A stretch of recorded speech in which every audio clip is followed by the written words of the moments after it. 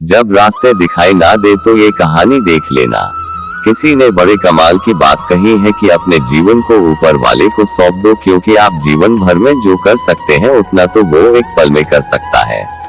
आपके लिए एक छोटी सी कहानी। यह कहानी महाभारत के युद्ध की। युद्ध के प्रारंभ होने से पहले युद्ध भूमि को तैयार किया जा रहा था। कुरुक्षेत्र की भूमि को समतल बनाया जा रहा था, पेड़ों को हटाया जा रहा था। उस युद्ध भूमि का मुआयना करने के लिए एक दिन पहले निरीक्षण करने के लिए भगवान श्री कृष्ण और उनके मित्र धनुर्धर अर्जुन पहुँचे। वो मुआयना कर रहे थे, देख रहे थे तैयारी किस तरीके से चल रही है।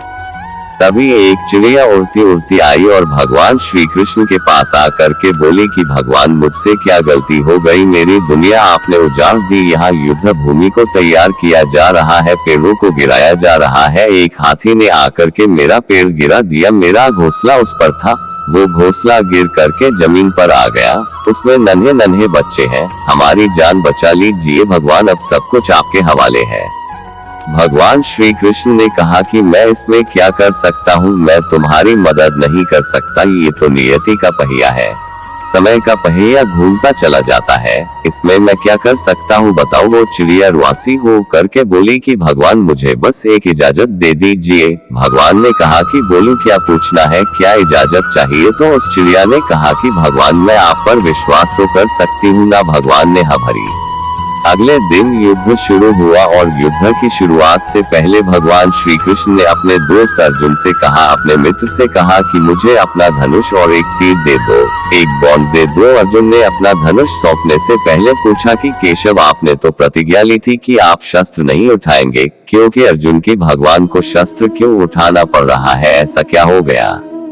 तो भगवान श्री कृष्ण ने कहा कि उस सामने हाथी देख रहे हो, उस हाथी ने उस चिड़िया का घोंसला गिराया, उस पेड़ को नष्ट कर दिया जिस पर उस चिड़िया का घोंसला था, मुझे कुछ तो करना पड़ेगा। अर्जुन समझ गया भगवान श्री कृष्ण ने वो धनुष लिया है, एक तीर छोड़ा, लेकिन ये क्या, वो तीर जा करके हाथी को लगा ही नहीं। उसके गले में घंटी लटकी थी, उस पर जा करके लगा और वो घंटी नीचे जमीन पर गिर गई। अर्जुन हंसने लगा और कहने लगा कि माधव, आपसे नहीं हो पाया, मुझे मौका दीजिए, 1 मिनट में उस हाथी को नष्ट कर दूंगा, खत्म कर दूंगा। भगवान ने कहा कि नहीं हो गया, बस इतना काफी था। अर्जुन ने भी ज्यादा सवाल जवाब नहीं किए। 18 दिन तक युद्ध चला और उसके बाद में जब पांडवों की जीत हुई तो एक बार फिर से उस मैदान को साफ किया जा रहा था, क्योंकि काफी युद्ध के बाद में जो नुकसान हुआ था, बहुत सारा सामान गिरा पड़ा था, साफ सफाई चल रही थी। भगवान श्री कृष्ण एक बार फिर से अपने दोस्त, अपने मित्र अर्जुन के साथ में उसी भूमिका करने के लिए निकले और अर्जुन से कहा कि एक काम कीजिए, मेरे रथ से उतरिए और जाकर के नीचे वो जो घंटी रखी है उसको हटा दीजिएगा। अर्जुन चौंक गया कि हमने युद्ध जीत लिया है, हम इतने महान बन चुके हैं और यह मुझे एक घंटी उठाने के लिए, युद्ध भूमि की साफ सफाई करने के लिए कह रहे हैं। लेकिन जानता था भगवान है, कुछ भी कह सकते हैं। रथ से नीचे उतरा, जा करके उस घंटी को उठाया, साइड किया और जैसे ही उस घंटी को उठाया वैसे ही उसके नीचे से नन्हे नन्हे बच्चे चिड़िया के फड़फड़ाते हुए उड़ान भर ली, उन्होंने उड़ गए।